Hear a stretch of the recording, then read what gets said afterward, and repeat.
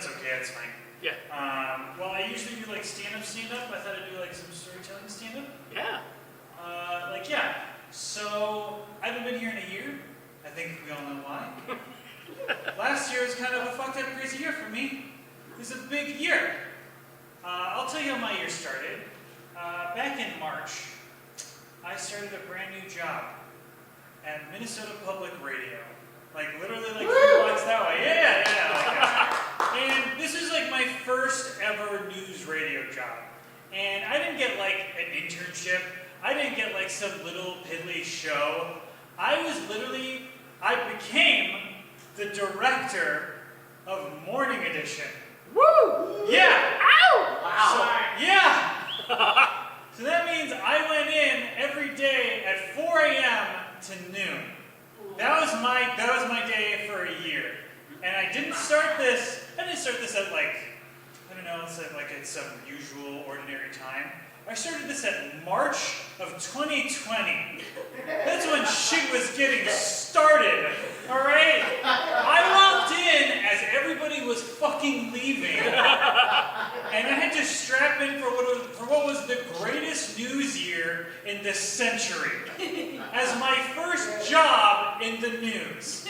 As a director. I'm going to tell you about the worst week. So it's May.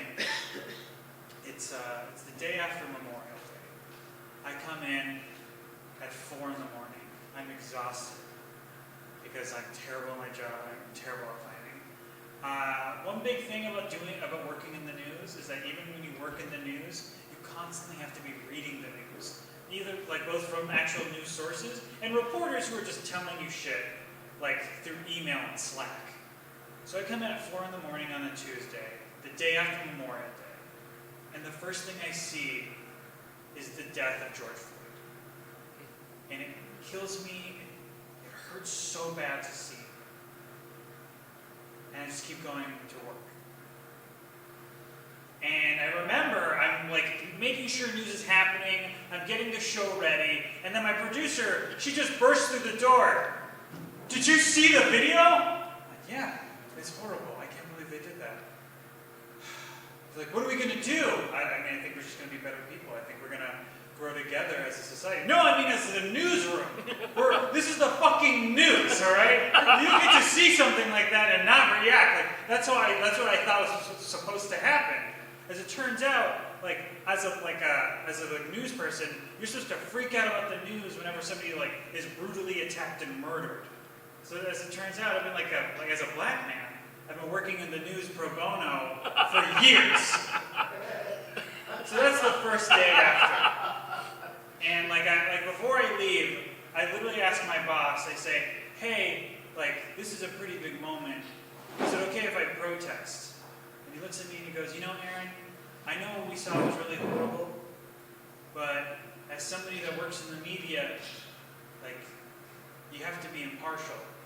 You're not allowed to protest. And that really hurt me, and that's something I've always regretted. So the next day, it's Wednesday. And it's still the biggest news. And there's something else about this week I think is very telling. Going into that week, the big news was supposed to be about something very particular. It was supposed to be about a very important number as a country that we had just reached. Everybody in the media was waiting for the day the United States reached 100,000 deaths from COVID. We were all waiting for that number. We were all checking the World Health Organization. But no one could talk about it because we were all obsessed with this one story. So if there's ever a moment where we're oh, how important was George Floyd in the summer of 2020? Just realize we were way more interested in the death of one guy than 100,000 other people.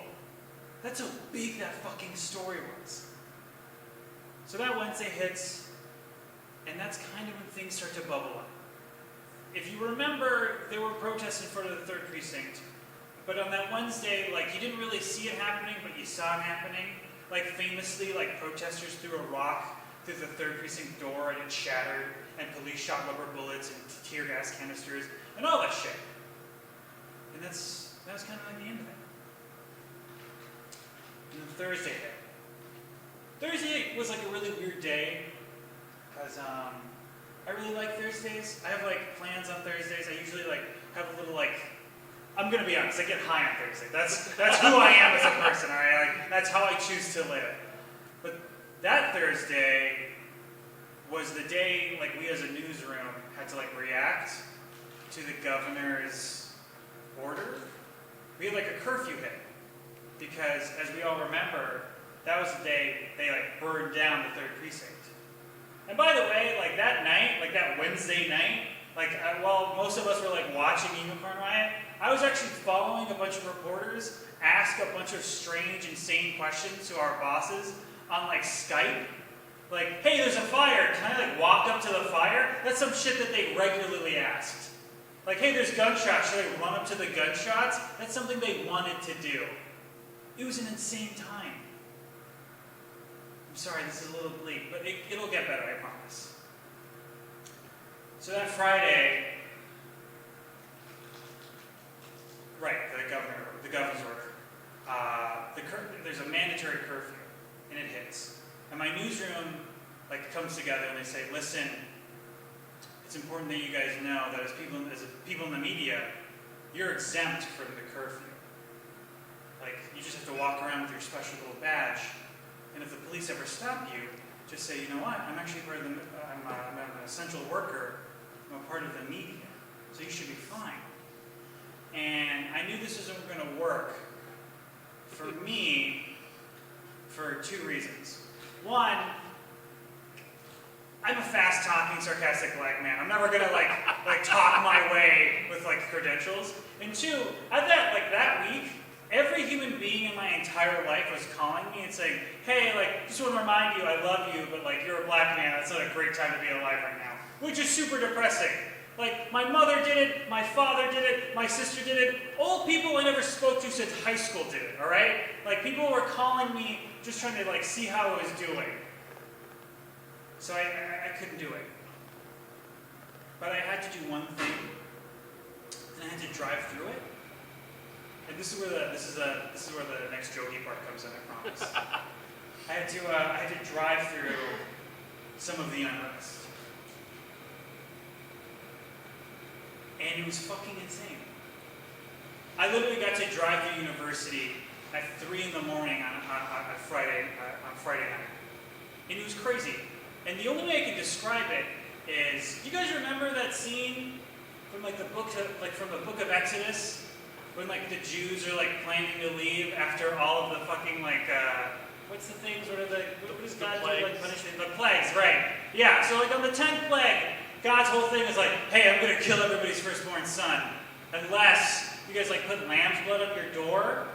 Which I always bring this up during whenever I'm at a seder. Like that's when like the 10th plague became the first plague for sheep. Except on university, it wasn't lamb's blood. It was Black Lives Matter. It was like Rest in Peace George. Because every place that had shit like on there, like just it wasn't burned down. It was pretty miraculous actually. In fact, the only place that didn't have like a little sign that would say like Black Lives Matter or Rest in Power was a Popeyes. Yeah. Which is like a little disappointing, but like that makes sense, right? Like that's like you don't have to say it, but it's said, you know. Yeah. Something that happened a lot during like all of this was that we get calls from like other news outlets trying to figure out what was happening in Minnesota. Like even as early as like 4 in the morning. And one call that I got that like blew me away was the call from the BBC. Like they literally called me, like the only guy in the building, just to get like a word of what was happening.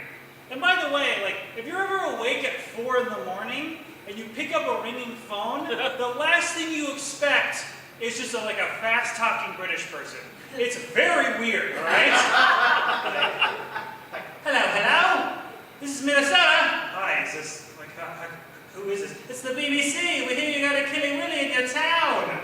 I'm sorry, BBC. I can't talk. I'm very busy. How many liters of injustice are you seeing over there? Like, it's not because it's Europe.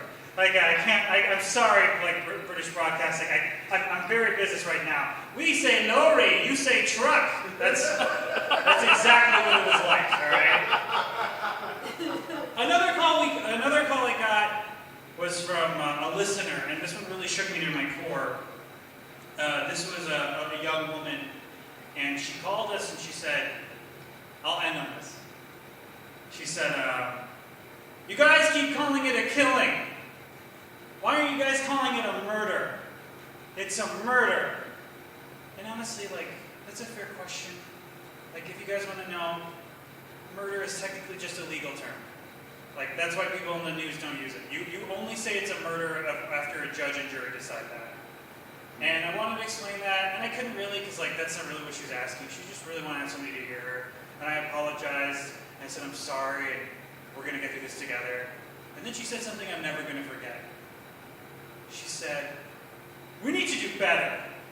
I'm white. You sound white. We need to do better. And, like, I don't know, like, there's something so, like, antagonistic.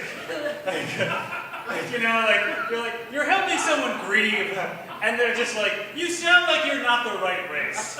And, like, I had to, like, reminding, like, just explaining that to someone.